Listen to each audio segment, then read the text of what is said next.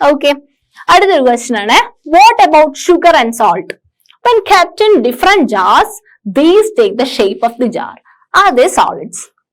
എന്താ പറഞ്ഞിരിക്കുന്നത്? നമ്മൾ പറഞ്ഞു ലിക്വിഡ്സ് ആണെങ്കിൽ ഒരു വെള്ളം ഗ്ലാസ്സിൽ എടുത്തു കഴിഞ്ഞാൽ ഗ്ലാസിന്റെ ഷേപ്പ്, പ്ലേറ്റിലാണ് വെള്ളം എടുക്കുന്നത് വെച്ചാൽ പ്ലേറ്റിന്റെ ഷേപ്പ്, ആൻഡ് ബീക്കറിലാണ് നമ്മൾ വെള്ളം എടുക്കുന്നത് വെച്ച് കഴിഞ്ഞാൽ ബീക്കറിന്റെ ഷേപ്പ്. അതുപോലെ നമ്മളിപ്പോ അവര് ചോദിക്കുകയാണ് സോൾട്ടോ ഷുഗറോ ആണെങ്കിലും നമ്മൾ ഏത് പാത്രത്തിലാണോ എടുക്കുന്നത്, ഏത് കണ്ടെയ്നറിലാണോ എടുക്കുന്നത്, അതിന്റെ സെയിം ഷേപ്പിനല്ലേ സോൾട്ടിനും ഷുഗറിനും വരുന്നുണ്ടാവുക അല്ലേ?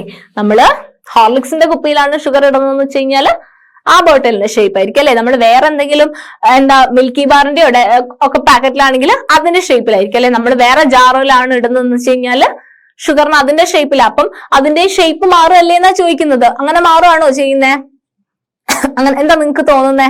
അപ്പൊ സോളിഡ്സ് ആണോ സോൾട്ടും ഷുഗറും? നമ്മൾ പറഞ്ഞ ഫീച്ചേഴ്സ് ഒന്നും സാറ്റിസ്ഫൈ ചെയ്യുന്നില്ലല്ലോ. അപ്പോഴോ അതെന്താ അറിയോ മക്കളെ? They are solids. അവര് സോളിഡ്സ് തന്നെയാണ്. Because the shape of each individual sugar or salt crystal remains fixed whether we take it in our hand, put it in a plate or in a jar. എന്താ മക്കളെ? നമ്മള് പ്ലേറ്റിൽ ഇട്ടാലും നമ്മൾ കയ്യിലെടുത്താലും നമ്മൾ ജാറിലിട്ടാലും ഒക്കെ ആ മാസിന്റെ ഷേപ്പ്, അതായത് ആ ഗ്രൂപ്പ് ഓഫ് ഷുഗറിന്റെ ഷേപ്പ് മാത്രമേ വ്യത്യാസം വരുന്നുള്ളൂ. നമ്മൾ ഒരു ഇൻഡിവിജ്വൽ ക്രിസ്റ്റൽ എടുത്തു കഴിഞ്ഞാൽ, ഒരൊറ്റ ഒരെണ്ണം എടുത്തു കഴിഞ്ഞു കഴിഞ്ഞാൽ അതിന് ഷേപ്പ് വ്യത്യാസം വരുന്നുണ്ടോ? ഇല്ല, അത് ഫിക്സഡ് ആണ്. ക്ലിയർ ആയോ? അത് പഞ്ചസാരയും ഷുഗറും ഒക്കെ നമ്മള് കണ്ടെയ്നർ എടുത്തു കഴിഞ്ഞാല് കണ്ടെയ്നറിന്റെ ഷേപ്പ് അല്ലേ വരുന്നതെന്നാ ചോദിക്കുന്നത്. അപ്പൊ അത് സോളിഡ് ആവുന്നത് എങ്ങനെയാ? അത് ലിക്വിഡിന്റെ ഫീച്ചർ അല്ലേന്നാ നമ്മളോട് ചോദിക്കുന്നത്. പക്ഷെ അപ്പൊ നമ്മൾ പറഞ്ഞു അത് എടുക്കുന്ന കണ്ടെയ്നറിൽ വന്നോട്ടെ, പക്ഷെ അത് ഒരൊറ്റ എണ്ണം എടുക്കുകയാണെങ്കിൽ, ഒരു ഇൻഡിവിജ്വൽ എണ്ണം കൺസിഡർ ചെയ്യുകയാണെങ്കിൽ അത് എന്താണെന്ന് അത് ഫിക്സഡ് ആയിട്ടുള്ള ഷേപ്പ് ആണ് അതിനുള്ളത്. അതുകൊണ്ട് they are solids. Clear alle? They are solids because the shape of each individual sugar or salt crystal remains fixed whether we take it in our hand, put it in a plate or in a jar. Clear alle? അടുത്തൊരു question ആണ്, what about a sponge?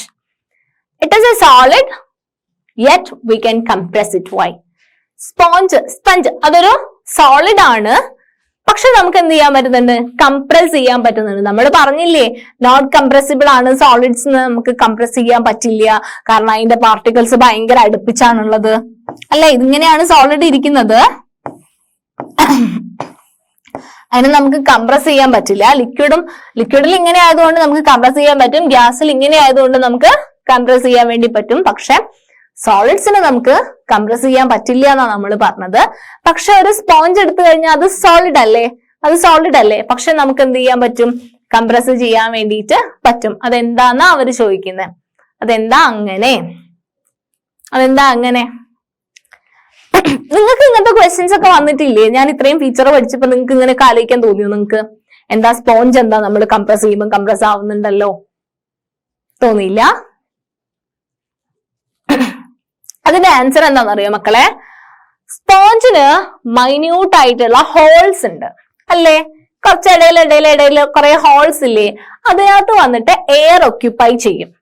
ആ സ്പേസിൽ പോയിട്ട് air occupy ചെയ്യും. നമ്മൾ compress ചെയ്യുമ്പോൾ എന്താ സംഭവിക്കുന്നതെന്ന് പറഞ്ഞു കഴിഞ്ഞാല് എയർ അതിനകത്ത് എക്സ്പെൽ ഔട്ട് ആയി പോകും. ആ വാക്കന്റ് സ്പേസിലുള്ള എയർ എന്താവും? എസ്കേപ്പ് ആയി പോകും, അത് പുറത്തേക്ക് പോകും. അപ്പൊ നമുക്ക് എന്ത് ചെയ്യാൻ പറ്റും? പിന്നെ നമ്മൾ കംപ്രസ് ചെയ്യുമ്പോൾ നമുക്ക് ഈസി ആയിട്ട് കംപ്രസ് ചെയ്യാൻ പറ്റും. അപ്പൊ നമ്മൾ സ്പോഞ്ചിനെ തന്നെയാണ് എന്ത് ചെയ്യുന്നത്? സ്പോഞ്ചിന്റെ ഷേപ്പ് ആണ് അവിടെ കിട്ടുന്നത് അല്ലെ? Sponge has minute holes in which air is trapped. When we press it, the air is expelled out and we can compress it.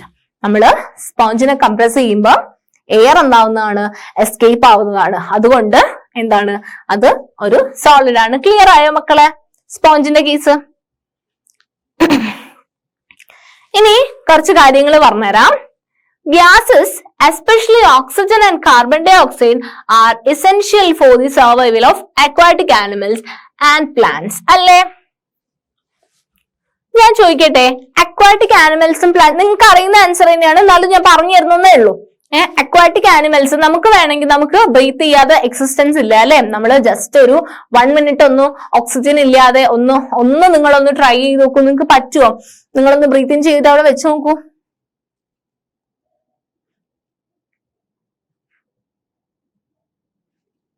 പറ്റില്ല അല്ലെ. അപ്പം നമുക്ക് അത്രമാത്രം എസെൻഷ്യൽ ആണ് അല്ലെ ഓക്സിജന്റെ പ്രസൻസ് അല്ലെ. ഓക്സിജൻ ഇല്ലാതെ നമുക്ക് സർവൈവല് ചിന്തിക്കാൻ പോലും പറ്റില്ല. നമുക്ക് ഡെത്ത് ആണ് അല്ലെ. പിന്നെ ഓക്സിജൻ കിട്ടിയില്ലെങ്കിൽ ഡെത്ത് ആണ്. അപ്പം അക്വാറ്റിക് ആനിമൽസും പ്ലാന്റ്സും അതുപോലെ തന്നെയല്ലേ, അവർ ഈ ഭൂമിയിൽ ജീവിക്കുന്ന ആൾക്കാരാണ്. അവർക്കും ഓക്സിജൻ വേണ്ടേ? അപ്പം ഓക്സിജൻ വേണം എന്ന് തോന്നുമ്പോൾ ഫിഷസ് ഒക്കെ മേലെ വന്നിട്ട് കുറച്ച് ഓക്സിജൻ എടുത്തിട്ട് പിന്നെയും താഴെ പോവുകയാണോ ചെയ്യുന്ന വെള്ളത്തിലേക്ക്? അവരൊന്ന് പുറത്തേക്കൊന്ന് ചാടി കുറച്ച് ഓക്സിജൻ എടുത്ത് പോവുക, അങ്ങനെയാണോ ചെയ്യുന്നത്? അല്ല അല്ലേ. അതൊരു കണ്ടിന്യൂസ് പ്രോസസ് ആണല്ലേ. ബ്രീത്തിങ് എന്ന് പറയുന്നത് അവർക്ക് നമ്മൾ ചെയ്യുന്ന പോലെ തന്നെ നമുക്ക് തീരെ പിടിച്ചു നിൽക്കാൻ പറ്റുന്നില്ലല്ലോ. അതുപോലെ തന്നെ അവർക്കും എന്ത് വേണം? സർവൈവലിന് ഓക്സിജൻ ഭയങ്കര ഇമ്പോർട്ടന്റ് ആണ്. ആൻഡ് അവർക്കുള്ള ഓക്സിജൻ അവർ ഇടയ്ക്കിടയ്ക്ക് പോയിട്ട് എടുക്കുകയല്ല ചെയ്യുന്നത്. അവർക്ക് വെള്ളത്തിൽ അവർ സർവൈവ് ചെയ്യുന്ന അവരുടെ അറ്റ്മോസ്ഫിയറിൽ അവര് സർവൈവ് ചെയ്യുന്ന അവരുടെ സ്ഥലത്ത് എന്തായിരിക്കും? ഈ വെള്ളത്തിന്റെ അകത്ത് ഓക്സിജൻ എന്തായിരിക്കും? ഡിസോൾവ്ഡ് ആയിരിക്കും. ഓൾറെഡി ഓക്സിജൻ ഡിസോൾവ്ഡ് ആയിട്ടുള്ള വാട്ടർ ആയിരിക്കും ഉണ്ടാവുക. ആൻഡ് അവർക്ക് ഓക്സിജൻ എടുക്കാൻ പറ്റുന്നുണ്ട്. അതാണ് അവർക്ക് അവിടെ ഓക്സിജൻ അവൈലബിൾ ആണ്. ക്ലിയർ ആയോ അത്? They can breathe underwater due to the presence of dissolved oxygen in water. വാട്ടറിൽ എന്തുണ്ട് മക്കളെ? ഡിസോൾവ്ഡ് ആയിട്ട് ഓക്സിജൻ അവിടെ കിടക്കുന്നുണ്ട്. So they can breathe. Okay. Thus, we may conclude that solids, liquids and gases can diffuse into liquids. ലിക്വിഡ്സിലേക്ക് സോളിഡ്സിനും compress ചെയ്യാൻ പറ്റും, സോളിഡ്സിനെയും എന്ത് ചെയ്യാൻ പറ്റും? ഡിഫ്യൂസ് ചെയ്യാൻ പറ്റും. ലിക്വിഡ്സിനും ഡിഫ്യൂസ് ചെയ്യാൻ പറ്റും. ആൻഡ് ഓൾസോ ഗ്യാസിനും എന്തിലേക്ക്? ലിക്വിഡിലേക്ക് ഡിഫ്യൂസ് ചെയ്യാൻ വേണ്ടിയിട്ട് പറ്റും. Rate of diffusion of liquid is higher than that of solids. Diffusion നമ്മൾ 3 സ്റ്റേറ്റും പറഞ്ഞതാണ് അല്ലെ. സോളിഡ്സിന് എന്ത് കൂടുതലാണ്?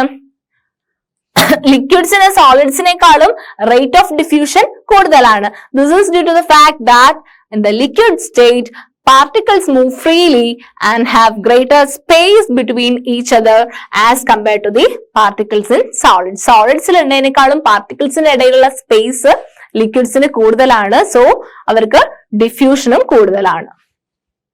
നമ്മളിത് compression of solid, liquid and gases ആണ്. ഇത് ചോക്ക് പൗഡർ ഫില്ല് ചെയ്തിട്ട് ഇതിനകത്ത് ചോക്ക് പൗഡർ നിറയെ ചോക്ക് പൗഡർ എടുത്തേക്കാം. ഈ ചോക്ക് പൗഡർ എടുത്തിട്ട് ഇതിനകത്ത് നമ്മൾ മേലെ നിന്ന് ഒരു പിസ്റ്റൺ വെച്ചിട്ട് ഇത് അമർത്താൻ നോക്കുക. നമുക്കിത് കംപ്രസ് ചെയ്യാൻ പറ്റില്ല. നമുക്കിതിനെ അമർത്തിയിട്ട് താഴേക്ക് കൊണ്ടുവരാൻ വേണ്ടിയിട്ട് പറ്റൂല. കാരണം എന്തുകൊണ്ടാ? ഇതിന്റെ ഇടയിലുള്ള മോളിക്യൂൾസ് ഭയങ്കര അടുത്തായിട്ടാ അല്ലെ ഉണ്ടായിട്ടുള്ളത്. മോളിക്യൂൾസ് ഭയങ്കര അടുത്താ, അതിന്റെ ഇടയിൽ സ്പേസ് ഇല്ല അല്ലെ ഇനി കംപ്രസ് ചെയ്ത് താഴേക്ക് വരാൻ വേണ്ടിയിട്ട്. സോ നമുക്ക് ഒരു ചോക്ക് പൗഡർ വെച്ചിട്ട് ഇതിനെ നമുക്ക് കംപ്രസ് ചെയ്യാൻ വേണ്ടിയിട്ട് പറ്റില്ല. ബിക്കോസ് ദിസ് ഇസ് സോളിഡ് ആണ് അല്ലെ. ഇത് സോളിഡ് ആണ്, നമുക്ക് കംപ്രസ് ചെയ്യാൻ വേണ്ടിയിട്ട് പറ്റില്ല. ആൻഡ് അടുത്ത നമ്മളൊരു ലിക്വിഡ് എടുത്തു, വാട്ടർ എടുത്തു. ഇത് വാട്ടർ ആണ്, ലിക്വിഡ് ആണ്.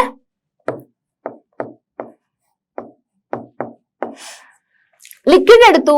അപ്പൊ ഇതേ ലെവലിൽ വെച്ച് കഴിഞ്ഞാലും നമുക്ക് എന്ത് ചെയ്യാൻ പറ്റും? കംപ്രസ് ചെയ്യാൻ പറ്റും.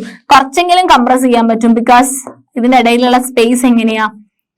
കുറച്ച് വിട്ടിട്ടാണ് അല്ലെ. അപ്പൊ നമുക്ക് കംപ്രസ് ചെയ്തിട്ട് എന്ത് ചെയ്യാൻ പറ്റും? ഇതിനെ അടുപ്പിച്ച് കൊണ്ടുവരാൻ വേണ്ടി പറ്റും. ഞാൻ ഫസ്റ്റ് ഒരു ഇമേജ് വരച്ചു തന്നില്ലേ നിങ്ങൾക്ക്.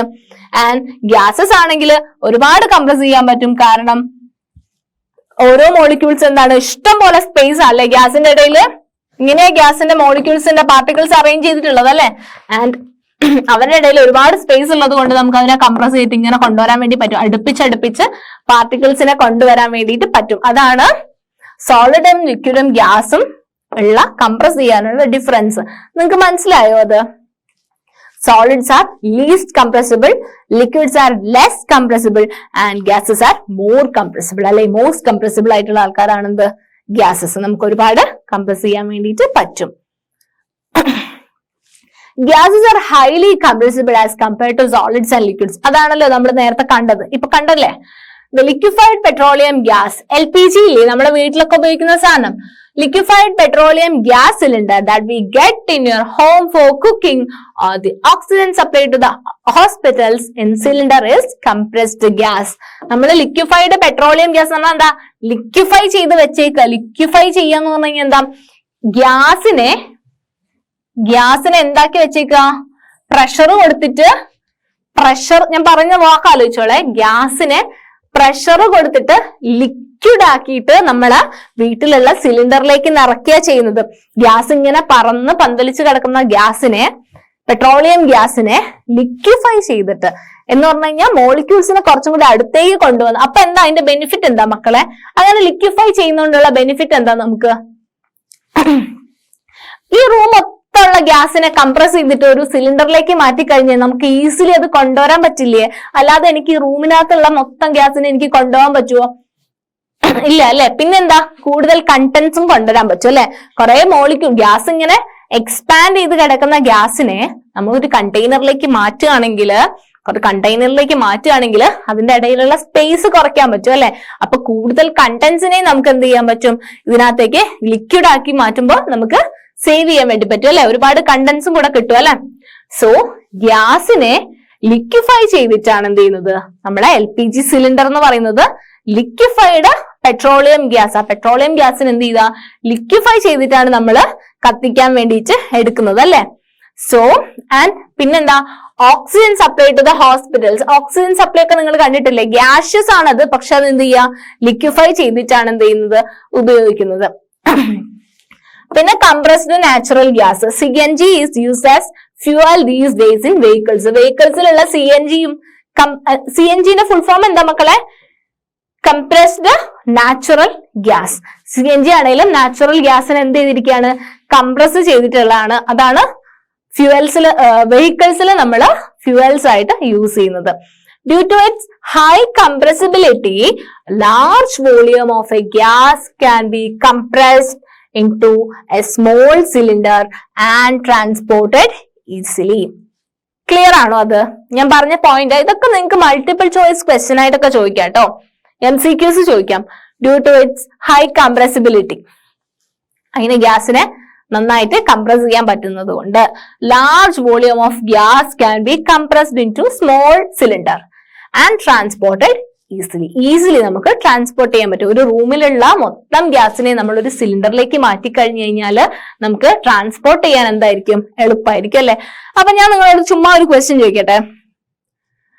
എന്തുകൊണ്ടാ LPG സിലിണ്ടർ വീട്ടിൽ യൂസ് ചെയ്യുന്നതിനുള്ള കാരണങ്ങൾ? വൈ ലിക്വിഫൈഡ് ആയിട്ട് നമ്മൾ ഗ്യാസസ് യൂസ് ചെയ്യാനുള്ള കാരണങ്ങൾ? അപ്പം option A, due to its high compressibility. Option B, large volume of gas can be compressed into a small cylinder. Option C, and can be transported easily. Option D, all of the above. ഏതായിരിക്കും? all of the above ആയിരിക്കും അല്ലെ. അത് compress ചെയ്യാൻ പറ്റുന്നതുകൊണ്ടാണ് കൂടുതൽ volume of ഗ്യാസിന് സിലിണ്ടറിലേക്ക് include ചെയ്യാൻ വേണ്ടി പറ്റുന്നത്. അതുകൊണ്ടാണ് എന്ത് ചെയ്യാൻ പറ്റുന്നത്? ട്രാൻസ്പോർട്ട് ചെയ്യാൻ വേണ്ടി പറ്റുന്നത്. ഓക്കെ. അതുകൊണ്ടാണ് നമ്മൾ ഇതൊക്കെ വീട്ടില് ഉപയോഗിക്കുന്നത് അല്ലെ. നമുക്കിത് ഒരുപാട് മെറിറ്റ് ഉള്ളത് കൊണ്ടാണ് നമ്മൾ അങ്ങനെ യൂസ് ചെയ്യുന്നത്. വേറൊരു ക്വസ്റ്റ്യൻ ആണ്. A few substances are arranged in the increasing order of forces of attraction between their particles. അവരുടെ പാർട്ടിക്കിൾസിന്റെ ഇടയിലുള്ള ഫോഴ്സ് ഓഫ് അട്രാക്ഷൻ വെച്ചിട്ടാണ് നമ്മൾ ഇവിടെ അറേഞ്ച് ചെയ്തിരിക്കുന്നത്. which one represents a correct arrangement? ഇതിൽ കറക്റ്റ് ഏതാണെന്ന് ചോദിക്കുന്നത്. അപ്പൊ ഫോഴ്സസ് ഓഫ് അട്രാക്ഷന്റെ ഇൻക്രീസിങ് ഓർഡറിലാണ് നമുക്ക് എഴുതേണ്ടത്. അപ്പൊ ഇതിനകത്ത് സോളിഡ് ഉണ്ട്, ഒരു ലിക്വിഡ് ഉണ്ട്, ഒരു ഗ്യാസ് ഉണ്ട്. ഇതിന്റെ ഫോഴ്സ് ഓഫ് അട്രാക്ഷൻ ഇൻക്രീസിങ് ഓർഡറിൽ എഴുതണം. അപ്പം ഫോഴ്സ് ഓഫ് അട്രാക്ഷൻ ഏറ്റവും കൂടുതൽ ആർക്കായിരിക്കും? ഇൻക്രീസിങ് ഓർഡർ എന്ന് പറഞ്ഞാൽ ആദ്യം ചെറുതല്ലേ എഴുതേണ്ടത്. ഏറ്റവും ഫോഴ്സ് ഓഫ് അട്രാക്ഷൻ കുറവായിരിക്കും? ഗ്യാസിനാണ് അല്ലെ. ഗ്യാസ് അല്ലേ ആരും ചോദിക്കാനൊന്നും ഇല്ലാത്തത്. എവിടെ വേണേലും പോവാം, ആരുമായിട്ട് ഒരു അട്രാക്ഷൻ ഇല്ലാത്ത ആൾക്കാരാണിത് gases. So gas greater than liquid അല്ലെ. ഫോഴ്സ് ഓഫ് അട്രാക്ഷൻ ലിക്വിഡിന് ഗ്യാസിനേക്കാളും കുറവാണ്. ആണോ? ലിക്വിഡിനാണ് ഫോഴ്സ് ഓഫ് അട്രാക്ഷൻ ഗ്യാസിനേക്കാളും കൂടുതലുള്ളത്.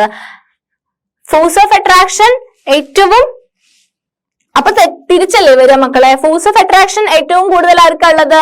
സോളിഡ്. ഫോഴ്സ് ഓഫ് അട്രാക്ഷൻ വെച്ച് നോക്കുമ്പം സോളിഡ്സിനാണ് ഏറ്റവും കൂടുതൽ ഫോഴ്സ് ഓഫ് അട്രാക്ഷൻ ഉള്ളത് അല്ലെ. സോളിഡ്സിന് ഗ്രേറ്റർ ദാൻ ലിക്വിഡ് അല്ലെ, ഗ്രേറ്റർ ദാൻ ഗ്യാസ്. ഗ്യാസിനല്ലേ ഏറ്റവും കൂടുതൽ ഫോഴ്സ് ഓഫ് അട്രാക്ഷൻ കുറവുള്ളത്. ഫോഴ്സ് ഓഫ് അട്രാക്ഷൻ വെച്ചിട്ടാണ് നമ്മൾ എഴുതുന്നത്. ഇതിന്റെ ഇൻക്രീസിങ് ഓർഡറാണ് നമ്മളോട് എഴുതാൻ പറഞ്ഞിരിക്കുന്നത്, ഇൻക്രീസിങ് ഓർഡർ. സോ ആദ്യം ആരാ വരിക? ഗ്യാസ് അല്ലേ. ഫോഴ്സ് ഓഫ് അട്രാക്ഷൻ മിനിമം വരുന്ന ആൾക്കാരല്ലേ ആദ്യം വരിക. സോ ആർക്കാണ് increasing order of force of attraction എന്ന് പറഞ്ഞാൽ ഏറ്റവും മിനിമം ആർക്കാണോ അവർക്ക്. പിന്നെ ഇത് എഴുതണം, ലിക്വിഡ് എഴുതണം, പിന്നെ സോളിഡ് എഴുതണം അല്ലെ. അപ്പൊ ഇതിനകത്ത് ഏതാ ആദ്യം വരിക? ഗ്യാസ്. ഫസ്റ്റ് ഗ്യാസ് വരുന്ന എയർ ഉണ്ട്, ഓക്സിജൻ ഉണ്ട്.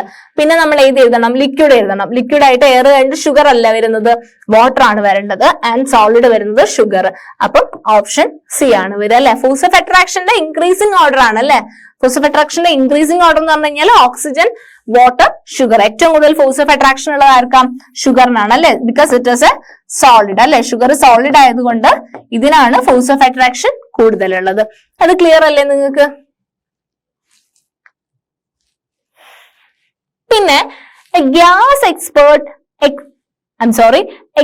exerts pressure on the walls of the container as a reason.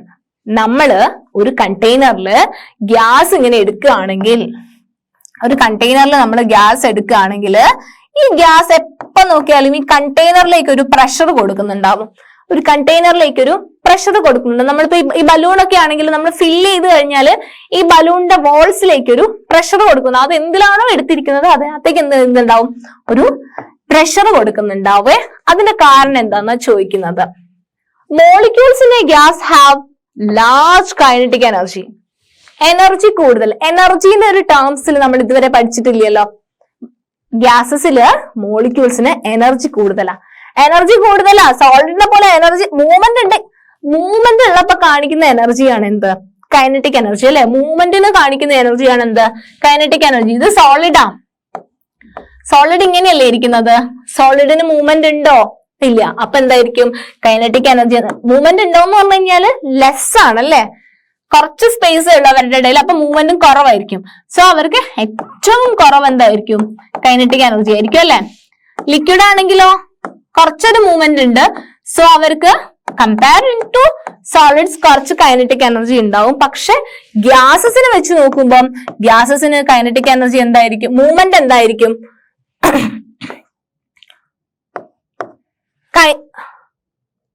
Space എന്തായിരിക്കും? നമ്മൾ സ്പേസിന്റെ അല്ലേ പറയുന്നത്. സോളിഡ്സിന്റെ ഇടയിലുള്ള സ്പേസ് ഭയങ്കര കുറവായിരിക്കും. ലിക്വിഡ്സിന്റെ ഇടയിലുള്ള സ്പേസ് കമ്പയറിംഗ് ടു സോളിഡ്സ് കൂടുതലായിരിക്കും. ആൻഡ് ഗ്യാസസിന്റെ ഇടയിലുള്ള സ്പേസ് എന്ന് പറയുന്നത് എന്തായിരിക്കും? ഭയങ്കര കൂടുതലായിരിക്കും. അപ്പൊ സ്പേസ് കൂടുന്നതിനനുസരിച്ച് അവരുടെ ഇടയിലുള്ള മൂവ്മെന്റ്സും എന്തായിരിക്കും?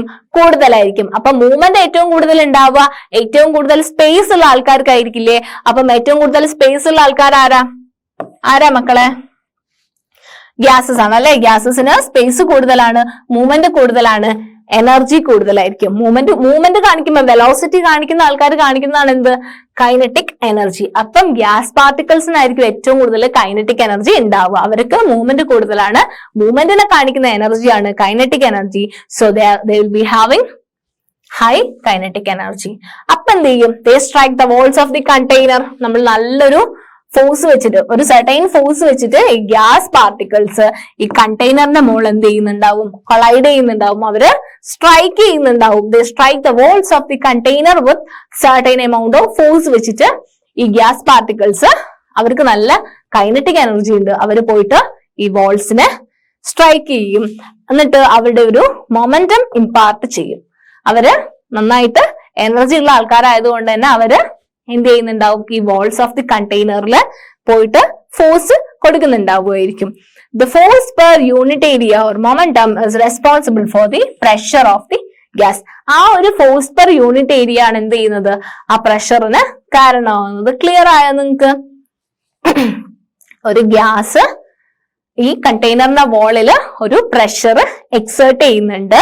ആ പ്രഷർ എന്ന് പറയുന്നത് എന്തുകൊണ്ടാണ്? ഈ ഗ്യാസ് മോളിക്യൂൾസിന് കൈനറ്റിക് എനർജി ഭയങ്കര കൂടുതലായതുകൊണ്ട്, അവര് ആ വോൾസിന്റെ കണ്ടെയ്നറിന്റെ വോൾസിൽ സ്ട്രൈക്ക് ചെയ്യുന്നുണ്ടാവുമായിരിക്കും. ആൻഡ് ആ ഫോഴ്സ് ആണ് എന്ത് ചെയ്യുന്നത്? ആ മൊമെന്റം ആണ് എന്ത് ചെയ്യുന്നത്? ആ ഗ്യാസിന്റെ പ്രഷർ എന്ന് പറയുന്നത്. ആ പ്രഷറിന് കാരണമാവുന്നത് ആ സ്ട്രൈക്ക് ചെയ്യുന്ന കൈനറ്റിക് എനർജി കാരണം ഉണ്ടാവുന്ന മൊമെന്റം ആണ്. ക്ലിയർ ആണോ? ക്ലിയർ ആയോ നിങ്ങൾക്ക്? അപ്പൊ എന്തൊക്കെയാ നമ്മൾ പഠിച്ചേ? സിമ്പിൾ ആൻഡ് ഹംപിൾ മോളിക്കുലർ ഏറ്റവും പാർട്ടിക്കിൾസിന്റെ അറേഞ്ച്മെന്റ് ആണല്ലേ നമ്മൾ പഠിച്ചത്. 3 സ്റ്റേറ്റ് ഓഫ് പാർട്ടിക്കിൾസിന്റെ അറേഞ്ച്മെന്റ് ആണ് പഠിച്ചത്. 3 സ്റ്റേറ്റ് ഉണ്ടെന്ന് പഠിച്ചു. സോളിഡ്, ലിക്വിഡ് ആൻഡ് ഗ്യാസസ് ഉണ്ടെന്ന് പഠിച്ചു. ആൻഡ് സോളിഡ് സ്റ്റേറ്റിലെ പാർട്ടിക്കിൾസ് ഭയങ്കര നീറ്റ് ആയിട്ട്, പെർഫെക്റ്റ് ആയിട്ട്, ക്രിസ്റ്റലൈൻ ആയിട്ട്, ഭയങ്കര ടൈറ്റ് ആയിട്ട് പാക്ക് ചെയ്തിട്ടുണ്ടായിരുന്നു.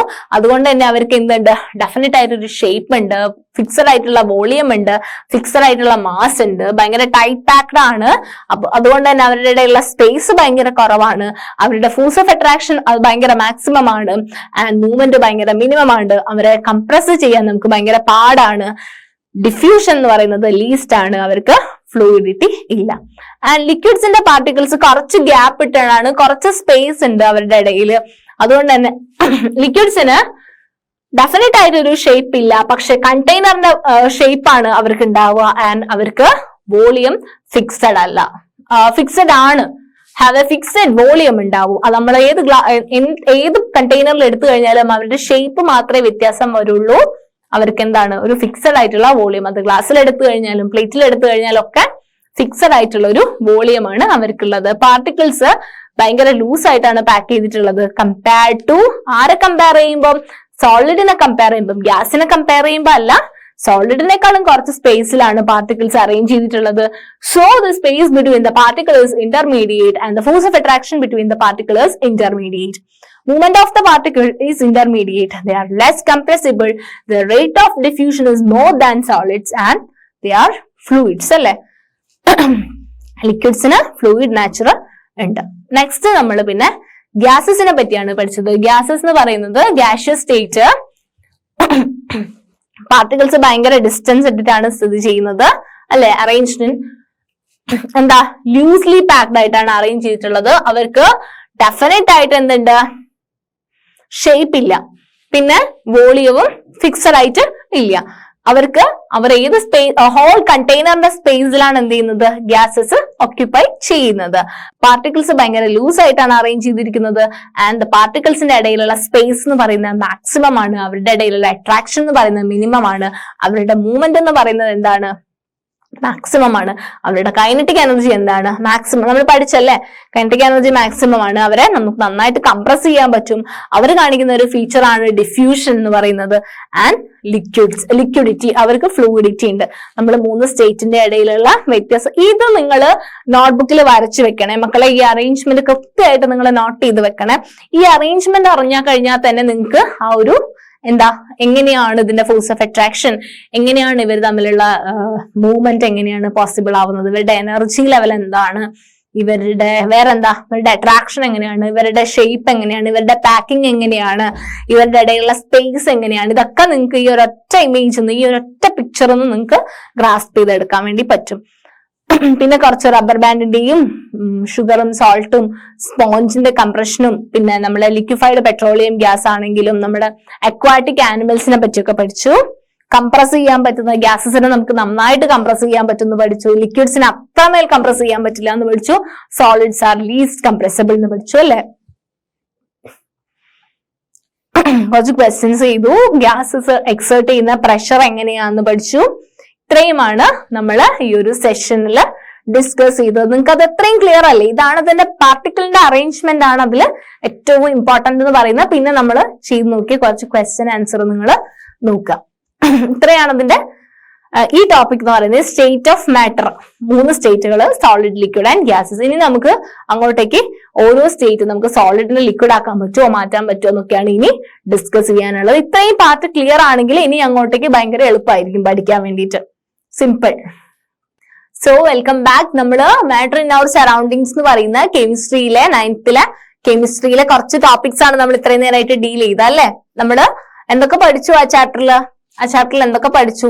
മാറ്റർ ഉണ്ടാക്കിയിരിക്കുന്നത് പാർട്ടിക്കിൾസ് കൊണ്ടാണെന്ന് പഠിച്ചു. ആ പാർട്ടിക്കിൾസ് ഭയങ്കര ടൈനി ആണെന്ന് പഠിച്ചു. ആ പാർട്ടിക്കിൾസ് ഇടയിൽ എന്തുണ്ടെന്ന് പഠിച്ചു? ഫോഴ്സ് ഓഫ് അട്രാക്ഷൻ ഉണ്ടെന്ന് പഠിച്ചു. ആ പാർട്ടിക്കിൾസ് കണ്ടിന്യൂസ്ലി മൂവ് ചെയ്യാണെന്ന് പഠിച്ചു അല്ലെ? അവരുടെ ഇടയിൽ സ്പേസ് ഉണ്ടെന്ന് പഠിച്ചു. പിന്നെ എന്ത് പഠിച്ചു? 3 സ്റ്റേജസിലാണ്, 3 ഫിസിക്കൽ സ്റ്റേറ്റിലാണ് മാറ്റർ എക്സിസ്റ്റ് ചെയ്യുന്നതെന്ന് പഠിച്ചു.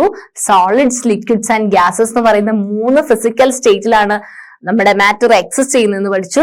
ആൻഡ് അതിലുള്ള പാർട്ടിക്കിൾസിന്റെ അറേഞ്ച്മെന്റ് എങ്ങനെയാണെന്ന് പഠിച്ചു. സോളിഡ്സിൽ എങ്ങനെയാണ് അറേഞ്ച് ചെയ്തിട്ടുള്ളത്, ലിക്വിഡ്സിൽ എങ്ങനെയാണ് അറേഞ്ച് ചെയ്തിട്ടുള്ളത്, ആൻഡ് ഗ്യാസസിൽ എങ്ങനെയാണ് അറേഞ്ച് ചെയ്തിട്ടുള്ളതെന്ന് പഠിച്ചു. ഇത്രയുമാണ് നമ്മൾ ഈ ചാപ്റ്ററിൽ പഠിച്ചത്. പിന്നെ കുറച്ച് അതിന്റെ പ്രഷറും കാര്യങ്ങളും കുറച്ച് കാര്യങ്ങൾ വേറെയും കുറച്ച് ഡീറ്റെയിൽസ് ആയിട്ട് പഠിച്ചു. ഇത്രയാണ് നമ്മൾ ഈ ചാപ്റ്റർ പറഞ്ഞു വെച്ചത്.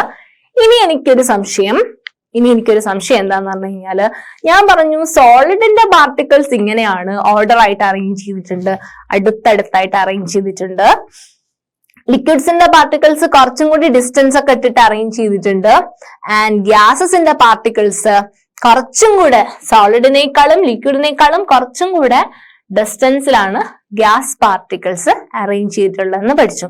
അതായത് ഇവരുടെ 3 പേരുടെയും അറേഞ്ച്മെന്റില് പാർട്ടിക്കിൾസിന്റെ അറേഞ്ച്മെന്റ് ഡിഫറന്റ് ആണെന്ന് പഠിച്ചു. അപ്പൊ എനിക്കൊരു സംശയം, എനിക്ക് ഒരു സോളിഡിനെ ലിക്വിഡ് ആക്കാൻ വേണ്ടിയിട്ട് പറ്റുമോ? എനിക്കൊരു സോളിഡിലുള്ള പാർട്ടിക്കിൾസിനെ ലിക്വിഡ് ആക്കി മാറ്റാൻ പറ്റുമോ? ആൻഡ് അല്ലെങ്കിൽ എനിക്കൊരു ലിക്വിഡ് ഉള്ള സാധനത്തിനെ എനിക്ക് സോളിഡ് ആക്കിയിട്ട് മാറ്റാൻ വേണ്ടിയിട്ട് പറ്റുമോ? ഇനി ഇതുമല്ല, ഒരു ലിക്വിഡ് ആയിട്ടുള്ള ഒരു മാറ്ററിനെ എനിക്ക് ഗ്യാഷ്യസ് സ്റ്റേറ്റിലേക്ക് മാറ്റാൻ വേണ്ടി പറ്റുമോ? അല്ലെങ്കിൽ ഗ്യാഷ്യസ് സ്റ്റേറ്റിലുള്ള ഒരു മാറ്ററിനെ എനിക്ക് ലിക്വിഡോ സോളിഡോ ആക്കി മാറ്റാൻ പറ്റുമോ? ഇങ്ങനെ Inter conversion of state of matter possible ആണോ? എന്താ നിങ്ങൾക്ക് തോന്നുന്നേ? പോസിബിൾ ആണോ? പോസിബിൾ ആണല്ലേ? ഇതാ ഇമേജ് നോക്കിക്കേ, ചേഞ്ച് ഓഫ് സ്റ്റേറ്റ് പോസിബിൾ ആണല്ലേ? സോളിഡ് ആയിട്ടുള്ള ഐസ് മെൽറ്റ് ചെയ്യുമ്പം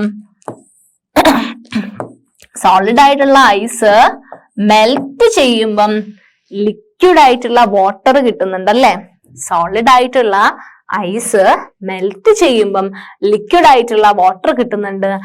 ആൻഡ് ഇതിനെ നമ്മള് ബോയിലിംഗ് ചെയ്ത്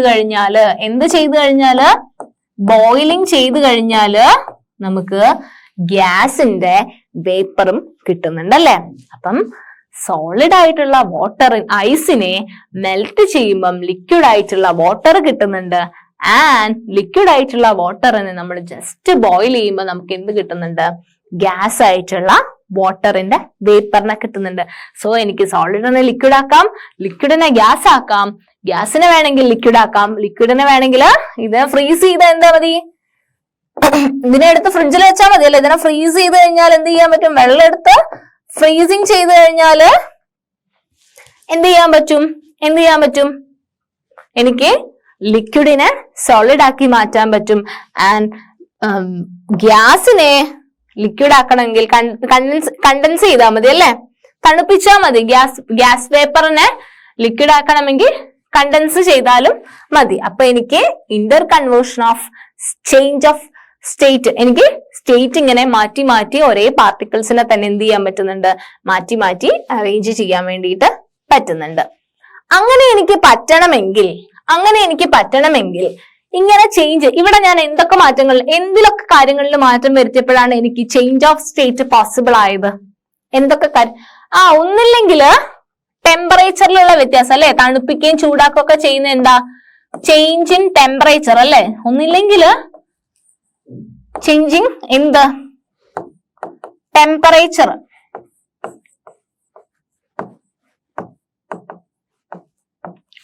അല്ലെങ്കിലോ പ്രഷർ അല്ലെ? ടെമ്പറേച്ചർ അല്ലെങ്കിൽ പ്രഷർ.